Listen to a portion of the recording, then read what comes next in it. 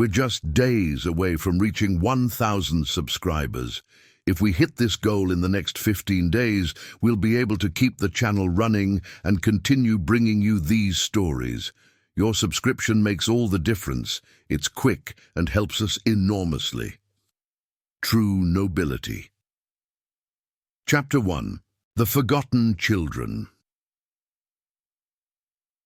The winter of 1853 had settled over Ravenswood Castle with a harshness that seemed reflected in the icy atmosphere reigning within its ancestral walls. Duke Adrian Blackthorne had departed for London 3 weeks prior on parliamentary business, leaving behind his Duchess Isabel and their 6-year-old twins, Edmund and Eleanor. In the grand nursery on the second floor, Marie Dubois, a 24-year-old French governess, watched with growing concern as the Duchess interacted with her own children. Marie had arrived at the castle 6 months earlier, recommended by a prestigious Parisian agency, and she had quickly discovered that the reality of life at Ravenswood was quite different from what she had imagined. Duchess Isabel Blackthorne was a woman of cold beauty, with blonde hair pulled back in a severe chignon and blue eyes that seemed incapable of warmth. The daughter of a ruined French count, she had married the Duke for purely financial reasons, an arranged marriage that had saved her family from bankruptcy but left her bitter and resentful of her fate. That morning, Marie watched Edmund and Eleanor playing quietly with their picture books near the window. The twins were remarkably beautiful and intelligent children, with their father's dark hair and expressive eyes, but they possessed an unusual restraint for their age, as if they had learned very early not to draw attention to themselves. The sharp clicking of heels on the marble floor announced the Duchess's arrival. Marie immediately rose and curtsied respectfully, while the children instinctively froze. "Are the children ready for their deportment lesson?" the Duchess asked curtly, without even glancing at Edmund and Eleanor. "Yes, Your Grace," Marie replied softly. "They have finished their breakfast and morning reading exercises."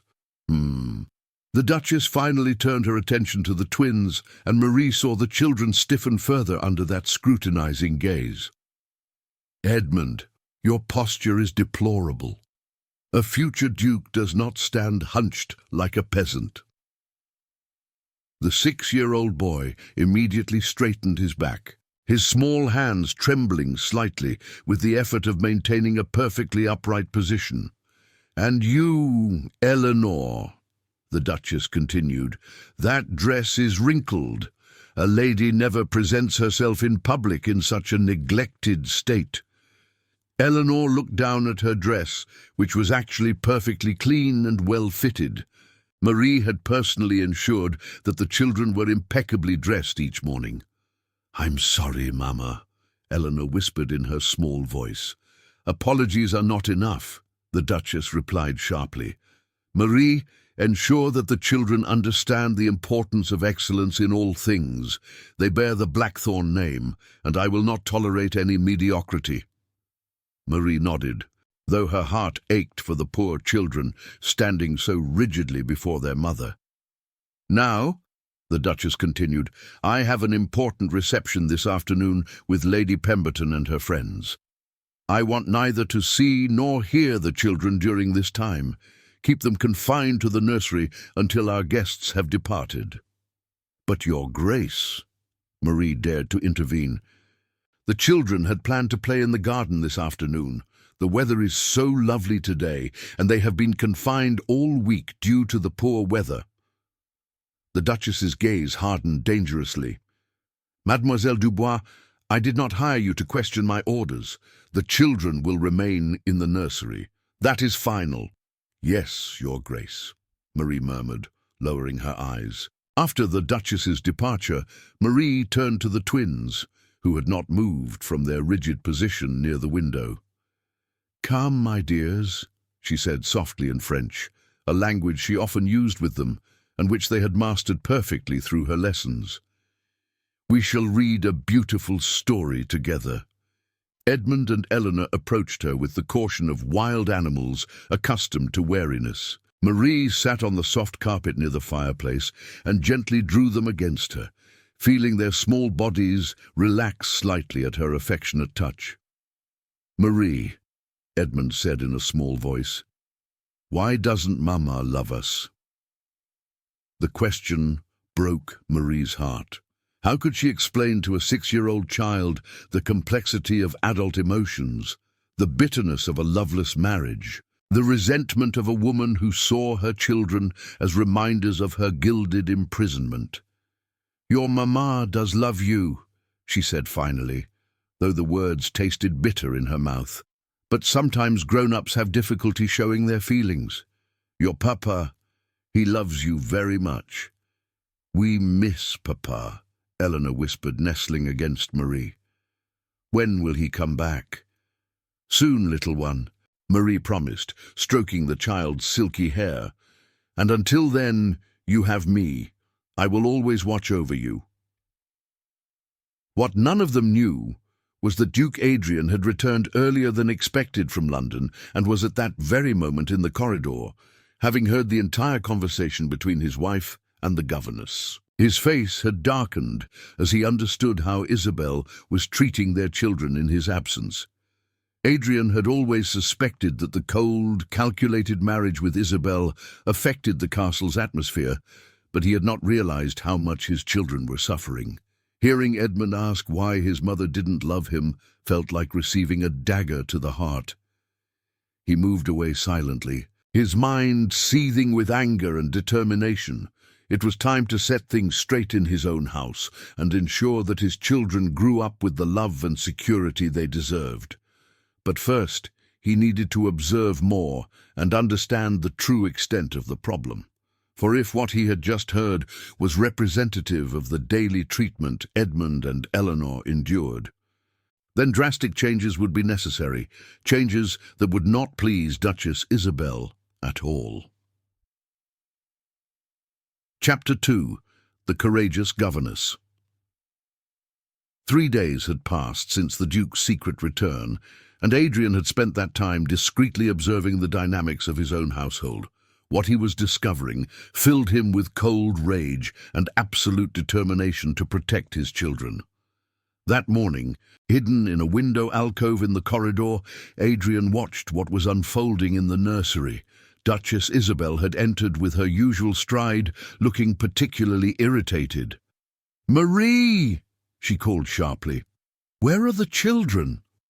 "They are having their breakfast, Your Grace," the French governess replied, emerging from the small dining room adjacent to the nursery. "I have received a letter from the Countess de Beaumont. She will come to lunch tomorrow with her daughter Celeste, who is Eleanor's age. I want the children to be presentable and to honor their rank." "Of course, Your Grace. Edmund and Eleanor are always perfectly well behaved." "We shall see," the Duchess said in a tone that boded ill. "Bring them here, immediately." Marie went to fetch the twins, who appeared moments later, their small hands properly washed, and their clothes impeccable despite their age. Adrian felt his heart swell with pride, seeing his beautiful children, so well behaved and dignified. "Edmund," the Duchess began without preamble, "show me your bow, and you, Eleanor, your lady's curtsy." The children executed the movements with a grace that would have impressed any deportment instructor. Their curtsies were perfect, their postures elegant. The Duchess said, visibly determined to find something to criticize. "Edmund, your shoulders are too high. Eleanor, your smile lacks sincerity. You are both pathetic." Adrian saw his children stiffen under this unfair criticism, their small faces closing to mask the pain these words caused them. "Your Grace," Marie courageously intervened, "with respect, I find that the children performed perfectly appropriate curtsies for their age." The Duchess turned to the governess, her blue eyes flashing with anger. "Mademoiselle Dubois, it seems you forget your place. I have no use for your opinion on my children's education. Forgive me, Your Grace, but it is my duty to see to the children's well-being, and that includes protecting their self-confidence." Adrian held his breath. This young French governess was defending his children with a courage that commanded his admiration and put her position in great danger. "Your duty," the Duchess hissed, "is to do as you are told, nothing more. And if you find this work too difficult, I can very easily find someone else." Marie paled, but did not back down. "I understand your position, Your Grace, but allow me to say that Lord Edmund and Lady Eleanor are exceptional children, intelligent and well-mannered. They deserve to be treated with the kindness due to their rank and age." "Kindness?" The Duchess laughed coldly. "Kindness does not build character. These children will grow up in a cruel world, and they must learn now that perfection is the only acceptable standard." "With respect, Your Grace," Marie said, her voice trembling slightly but remaining firm, "these children are 6 years old. They need love and encouragement to flourish, not constant criticism." This was too much for the Duchess. She stepped toward Marie, her face distorted with anger. "How dare you lecture me about my own children? You are nothing but a servant, a penniless French domestic whom I had the kindness to employ." Edmund and Eleanor instinctively moved closer together, frightened by their mother's explosion of anger.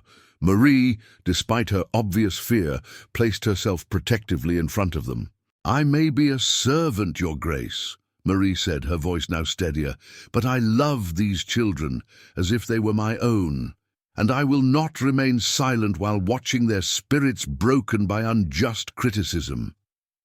The Duchess raised her hand as if to slap Marie, but the governess did not flinch. "Go ahead," she said quietly. "Strike me if it pleases you. But know that these children need someone to defend them, and I will be that person for as long as I can." It was at this moment that Adrian decided he had seen and heard enough. He emerged from his hiding place and advanced into the nursery with the quiet authority that characterized him. "Isabel," he said in a dangerously calm voice, "we need to talk. Immediately." The Duchess froze, her hand still raised, then slowly turned to face her husband. Her expression shifted from anger to surprise, then to something that resembled fear. "Adrian, you're back?" "Yes," he replied simply, his eyes moving from his wife to his children, then to the brave governess who still stood protectively before Edmund and Eleanor. "And I have heard enough to understand exactly what has been happening in my house in my absence." "Papa!" the twins cried in unison, running toward him with obvious relief. Adrian knelt to receive them in his arms, feeling their small bodies trembling against his. Over their heads, he looked at Marie with immense gratitude. "Mademoiselle Dubois," he said formally, "thank you for having the courage to defend my children. Your loyalty and bravery will not be forgotten." Marie curtsied, tears in her eyes. "I only did my duty, Your Grace." "No," Adrian corrected, rising with his children still clinging to him. "You did far more than your duty. You showed what true nobility means." He then turned to his wife, and Isabel stepped back at the glacial expression on his face. "Isabel," he said with an authority that brooked no discussion, "we are now going to have a very serious conversation about this family's future, and about the changes that will be implemented immediately." Chapter 3: The Confrontation. The Duke's study had never seemed as cold as it did that evening, despite the fire crackling in the imposing marble fireplace. Adrian stood behind his desk, his hands pressed on its worn leather surface, while Isabel sat in one of the chairs facing him, her rigid posture betraying her nervousness. "Explain to me," Adrian began in a dangerously calm voice, "how you justify the treatment you inflict on our children." Isabel raised her chin defiantly. "I am raising them according to standards appropriate to their rank. Edmund will be a duke one day, and Eleanor must marry advantageously. They cannot afford to be weak or complacent." "Weak?" Adrian moved around his desk to come closer to her, his contained anger making his voice more threatening than any shout.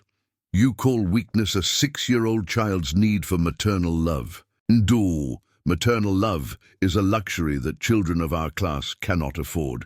They must learn early that the world will give them no favors. They are 6 years old, Isabel, Adrian finally exploded. 6 years old. They should only be concerned with playing, learning, and feeling loved and safe. Instead, they walk on eggshells in their own home, terrified of displeasing their mother. You exaggerate. I exaggerate? Adrian stopped in front of her, his dark eyes blazing with fury.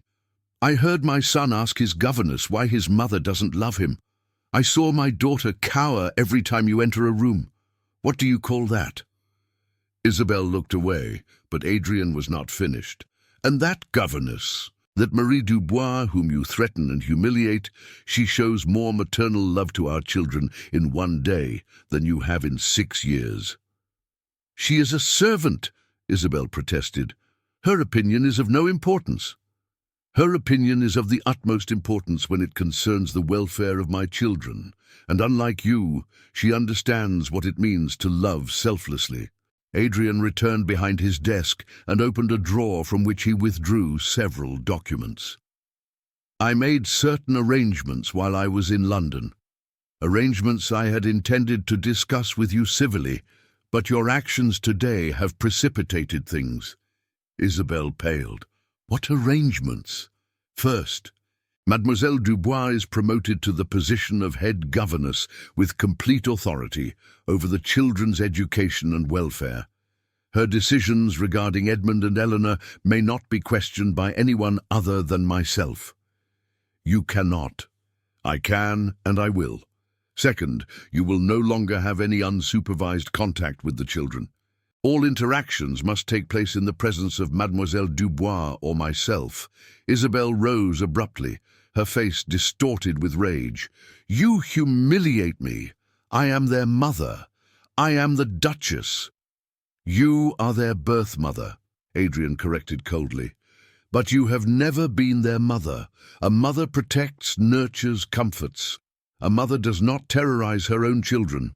And if I refuse these arrangements, Adrian looked at her with an expression that made her shiver, then you will discover how ruthless a duke can be when it comes to protecting what is dear to him.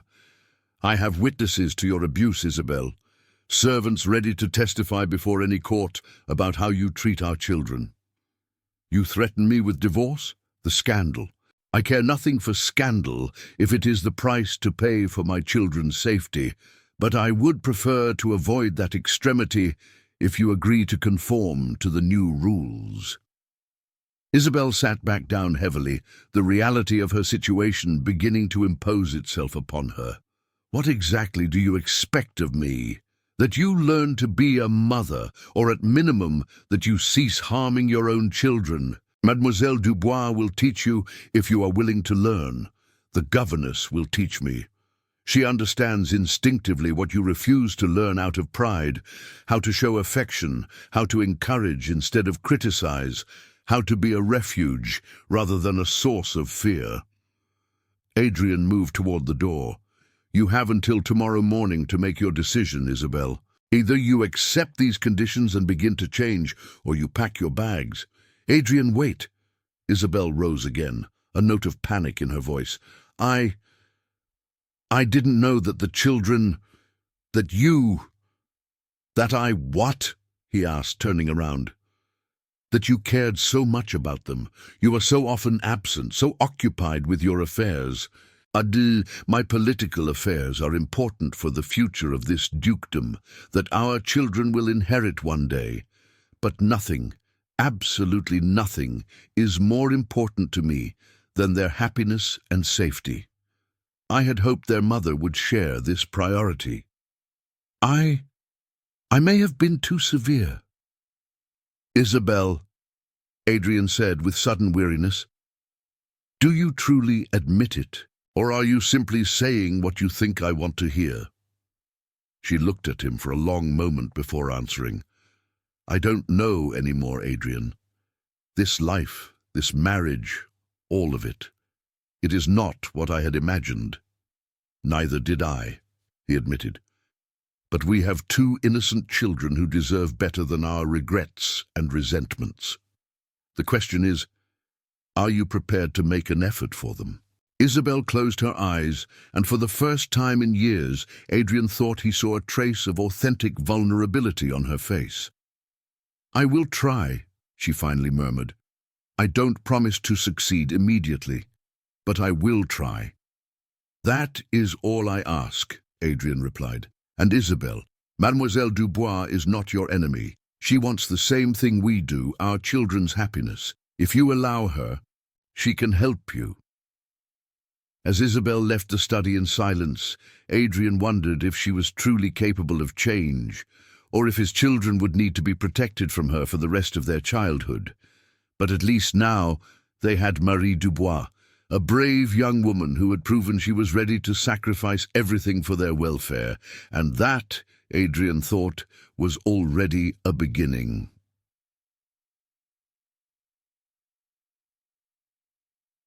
Chapter 4. The Transformation. 6 months had passed since the confrontation in the Duke's study, and the atmosphere at Ravenswood Castle had changed remarkably. The most visible change was in the children themselves. Edmund and Eleanor now laughed freely, their voices echoing through the corridors with the carefree joy that had been so long absent from their lives. That morning, Adrian observed from his study window a scene that warmed his heart. In the winter garden, Marie Dubois was giving the twins a botany lesson, but the lesson had transformed into a game where the children sorted flowers by colour while laughing delightedly. Even more surprising, Isabel sat on a nearby bench watching the scene. Her expression was no longer one of perpetual criticism, but something that resembled nostalgia, as if she were discovering for the first time what she had missed. "Your Grace." Marie's voice drew him from his contemplation. She stood in the doorway, her cheeks pink from the fresh garden air. "Come in, Mademoiselle Dubois. How are the children today?" "Wonderfully well, Your Grace. Lord Edmund has mastered his multiplication tables this week, and Lady Eleanor now reads fluently in both French and English." "Excellent. And how is the arrangement with the Duchess proceeding?" Marie hesitated slightly before answering. "Your Grace, I must tell you that the Duchess is making remarkable efforts. She now attends most of our lessons, and yesterday she even read a story to the children." Adrian raised a surprised eyebrow. "Really?" "Yes, Your Grace. At first it was awkward. She didn't know how to address the children except through orders or criticism, but she is learning." "And how are the children responding?" "Lord Edmund remains somewhat wary, but Lady Eleanor is beginning to open up. Yesterday, she spontaneously took her mother's hand during our walk. I saw tears in the Duchess's eyes." Adrian moved to the window, observing his family in the garden. "Mademoiselle Dubois, I must thank you again. Without your courage that day—" "Your Grace, I simply did what anyone would have done to protect children." "No," Adrian corrected, turning to her. "You risked your position, your livelihood, to defend my children against their own mother. That is heroism, not simple duty." Marie blushed at this compliment. "Children deserve to be loved and protected, Your Grace. It is as simple as that." "I have a proposal for you," Adrian said after a moment's reflection. "Would you accept staying with us permanently? Not just as a governess, but as a member of the family. The children adore you, and frankly, I cannot imagine Ravenswood without you. Your Grace, I'm deeply honored, but there would naturally be a substantial increase in your salary, your own apartments in the family wing, and a guaranteed pension for your retirement." Marie smiled with obvious emotion. "It is not a matter of money, Your Grace. These children have become... they are like my own children. I could not leave them even if you asked me to."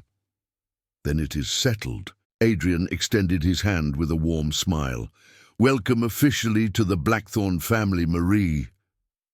At that moment, excited children's voices echoed in the corridor. Edmund and Eleanor burst into the study, followed closely by Isabel, who seemed breathless but smiling. "Papa!" Eleanor cried, running toward him. "We found a chrysalis in the garden. Marie says it will become a butterfly. And Mama knows the scientific name," Edmund added excitedly, turning to Isabel with newfound admiration. Adrian looked at his wife with surprise. "Really?" Isabel had a small, timid smile, the first Adrian had seen in years. "I had studied botany before our marriage. I had forgotten how much I loved it." "Marie told us we could create a scientific garden," Eleanor continued, "with plants from all countries, and Mama is going to help us." Adrian caught Marie's gaze over his daughter's head and saw in her eyes the quiet satisfaction of someone who had accomplished something far more difficult than education. She had helped heal a broken family. Later that evening, after the children were in bed, Adrian found Isabel in the library, leafing through a botany book. "I wanted to thank you," he said, settling into the chair across from her. "Thank me?" Isabel looked up, surprised. "For the efforts you are making with the children. I see the difference. They see it too." Isabel closed the book and held it against her chest. "Adrian, I realized something these past months. I wasn't just being cruel to the children, I was being cruel to myself. I was depriving myself of the joy of being their mother because I was too bitter to see beyond my own disappointments. And now I am discovering that my children are fascinating, intelligent, and loving people, and that Marie showed me that it is never too late to learn how to love." Adrian leaned toward her. "Isabel, I know our marriage did not begin with love." "No," she agreed, "but perhaps we can learn to respect and support each other, for the children, and perhaps for us too." Adrian extended his hand, and after a moment's hesitation, Isabel took it. "For the children," he agreed, "and for Marie, who saved us all from our worst instincts." In the nursery above, Marie was tucking the twins in for the night, reading them the last page of their favorite story. As she blew out the candle, Eleanor whispered in the darkness, "Marie, will you stay with us forever?" "Forever," Marie promised, kissing the little girl's forehead. "I will never leave you." And in Ravenswood Castle, for the first time in years, peace reigned, not the cold peace of indifference, but the warm peace of shared love and family finally united. The young French governess, who had had the courage to defend two innocent children, had done more than save Edmund and Eleanor. She had saved the entire Blackthorn family, teaching them that true nobility did not reside in titles or wealth, but in the love and protection of those entrusted to our care.